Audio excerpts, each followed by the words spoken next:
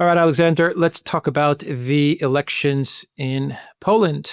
A bit of a surprise, I would say. It was a close race, but in the end, it looks like the candidate that's backed by Law and Justice, Nawrocki, I'm probably pronouncing that wrong, but he was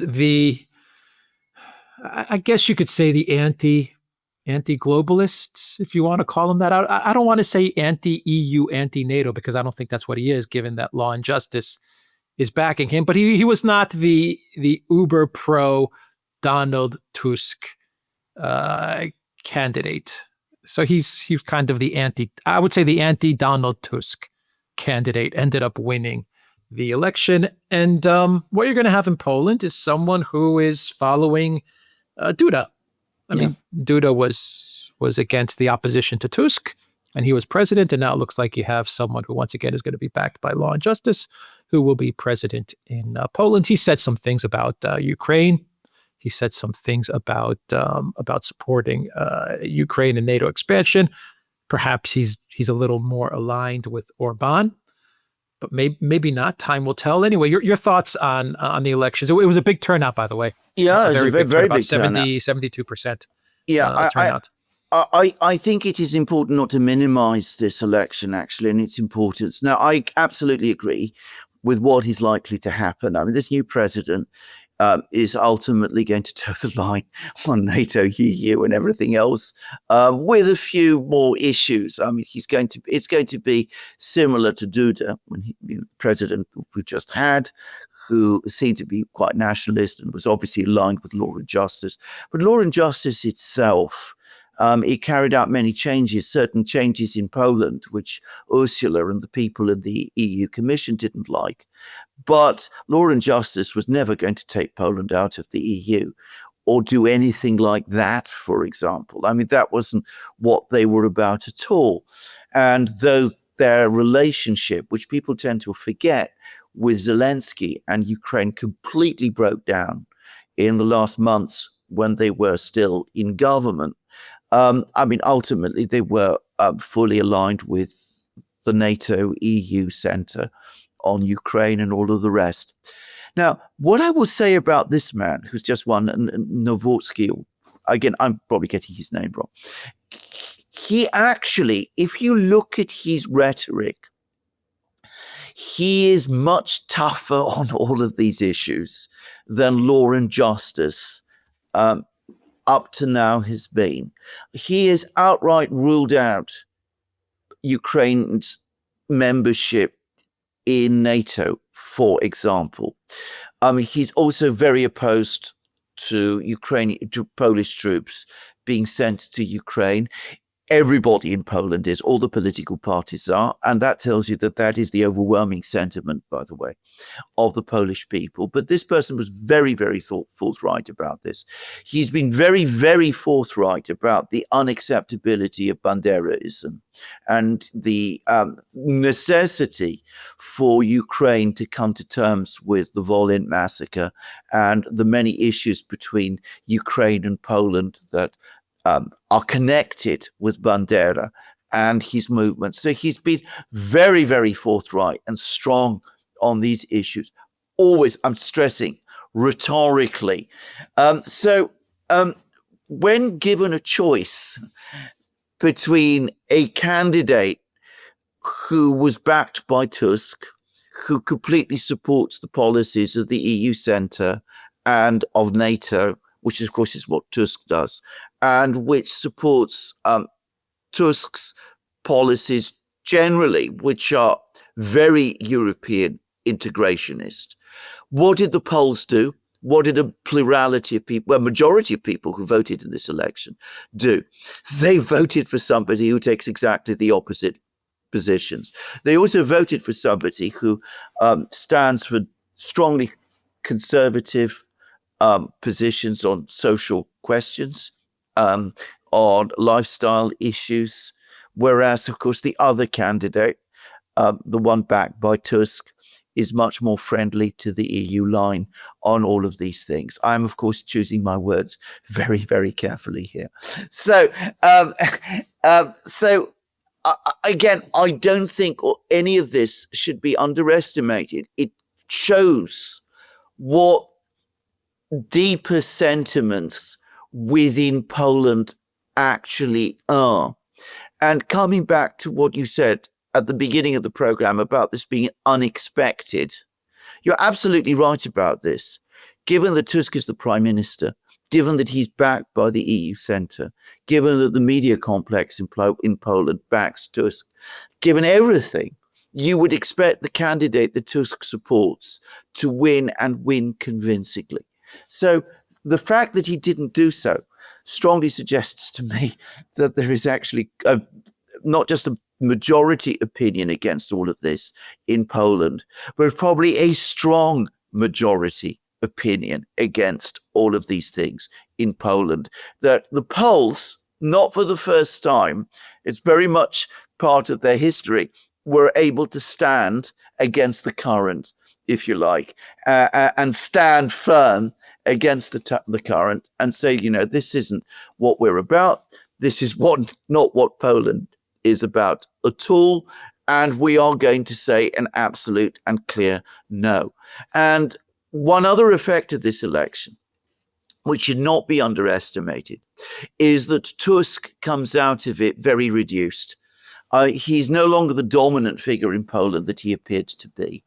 And given that there must now be a strong probability that law and justice are coming back, Tusk is not going to have the influence in NATO or at the EU centre that he has had over the last 2 years. The globalists, the EU, they don't seem to be too bothered with this election defeat, that Donald Tusk's guy being defeated. Very different than the scenario with Georgescu in Romania. Yeah. Very different. I mean, Georgescu really freaked them out. Yes. Nawrocki doesn't seem to freak them out so much. I'm not saying they're happy about the results. No. They're probably angry, furious about the results, but they don't seem to be bothered to the point where they say, okay, we have to cook up some sort of TikTok meddling by Russia or China in order to overturn these elections, in order to have a do-over. Why do you think that is? Oh, well, I think there's a number of reasons for this. Firstly, because Tusk is still there. I mean, the president in Poland doesn't have some of the power that the president in Romania does. I also believe, going back to what you said, that this man who's just been elected is a Meloni. He is not an Orban. I think that's the first thing to say about him. So I think that they're not alarmed about him in that way. I mean, he's not a Georgescu. I mean, I think that's something that should be clearly said. And he's not taking as strong, clear-cut positions on all sorts of things as Georgescu did. So I think that they say to themselves, we've still got Tusk. He's still there for some more years. This person could be a nuisance. He can slow down the reconstruction of Poland in the EU direction, which is what Tusk was all about. He's able to veto laws and all of that kind of thing. But ultimately, we can live with this because for the moment, we still got Tusk and he's still the prime minister and he's still in charge and he's the person that we need to keep there. When the election comes, when the parliamentary election comes in Poland, then, of course, things might change. And then if it does really look as if law and justice are set to come back into power, then we might start to see the stops being pulled. But at the moment, I think they could just about live with this one. Because for one thing, as I said, as you rightly said, I don't think they think that this person is as strong and as decisive a figure as Georgescu would have been, or that he has captured the mood in Polish society in the way that Georgescu did in Romania. There is something else, which is that, of course, Poland is a bigger country than Romania. It's more powerful and it's more central to the way the collective West functions. And I think there probably was a concern that if they backed Tusk too openly in Poland, given how contrarian the Polish people are, how prickly they are about defending their independence, it might have provoked an even stronger reaction. And I think that perhaps might have caused them to tread a little more carefully. And I would not be surprised if Tusk actually told them to. Right. The litmus test. I think you've defined it very well for the globalists, for the European Union. They'll accept a Meloni. They may not like it, but they'll go with it as long as it's not an Orban. Exactly. Right. Exactly. That's the test. Exactly. Yeah. Exactly.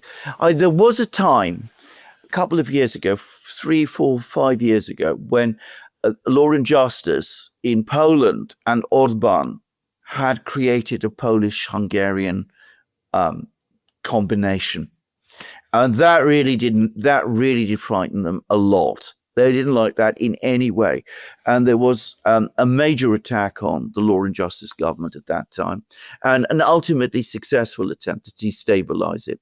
And of course, the start of the conflict in Ukraine then came, and Poland and Hungary took different sides, and that whole combination split. So that isolated Orban. But their worst nightmare is that it might be recreated in some way at some point. And it is not impossible. Poland and Hungary historically have always been on friendly terms. I mean, I'm not talking about recent history. I'm talking about throughout their history. They're both socially conservative, Catholic countries.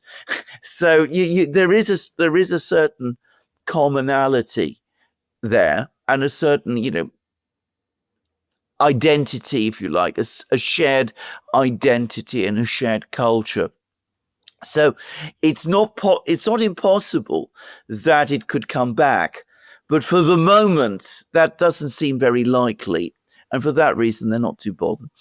Yeah, it depends on Nawrocki's stance on the Banderites, I believe, because Absolutely. Duda was very relaxed. Absolutely. On the Banderites in Ukraine. He was very accepting, which I would always wonder why. How is this even possible? Yes.